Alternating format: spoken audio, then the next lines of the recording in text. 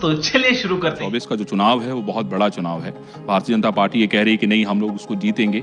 आम आदमी पार्टी भी पूरा जोर लगा चुकी है। अब आप नेशनल पार्टी हैं, तो मैं वही इस बात पे इसलिए जोर दे रहा हूं क्योंकि 2024 में आम आदमी पार्टी अकेले इतना बड़ा चुनाव तो नहीं जीत सकती। आप नेशनल पार्टी तो हो गए। भाई अभी बता दे 2024 का चुनाव बहुत ही मुश्किल भरा चुनाव होगा। इस सच्चाई को स्वीकार करने में कोई इनकार नहीं है।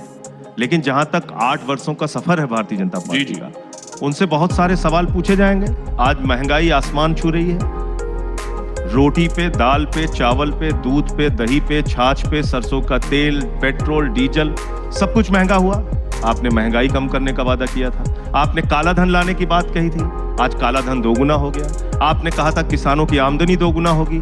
किसानों की आमदनी पे अब आप कोई बात नहीं करते। एमएसपी आपने देने के लिए जो कमेटी बनाई वो वही लोग हैं जो तीनों काले कानून के समर्थन में थे। 1 साल तक देश का किसान अन्नदाता सड़कों पर बैठा रहा। 750 किसान शहीद हुए।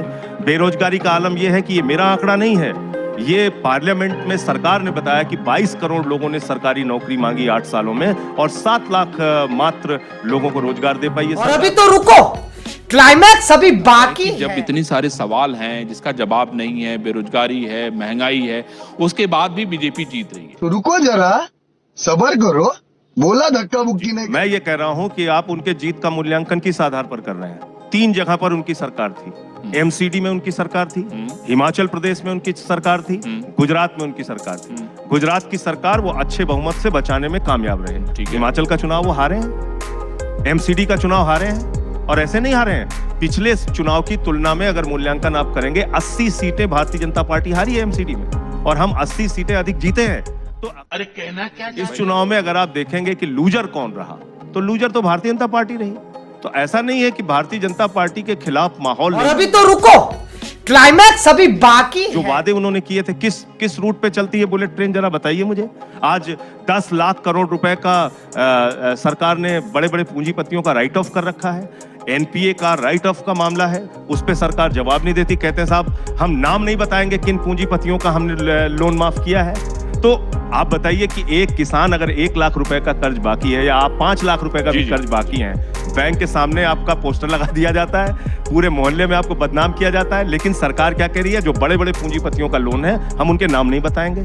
तो no god please no no. तो रुको जरा, सबर करो, बोला धक्का मुक्की नहीं कर। मतलब ललित मोदी की फोटो एक आई पिछले दिनों सुष्मिता सेन जी के साथ। सुष्मिता सेन जी को पता है ललित मोदी कहाँ है। हमारी भारत की सरकार को, एनआईए को, सीबीआई को, ईडी को नहीं पता है कि ललित मोदी कहाँ है। तो आप बताइए, इस देश के बैंकों में जो आम आदमी का पैसा जमा है, उस पे लाखों करोड़ की जो लूट हुई है, इसका जवाब कौन देगा।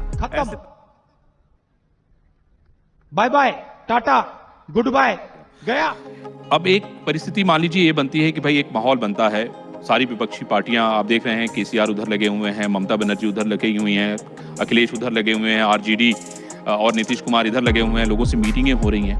आपको लगता नहीं है संजय भाई कि ये जिस तरह से लोग अलग अलग जगहों पे लगे हुए हैं, शायद एक साथ लगते तो शायद कोई बड़ा पेड़ गिरा पाते। वैसे तो मुझे नहीं लगता कि जॉब छोड़ दूं। पिछला 2 चुनाव छोड़ दीजिए आप।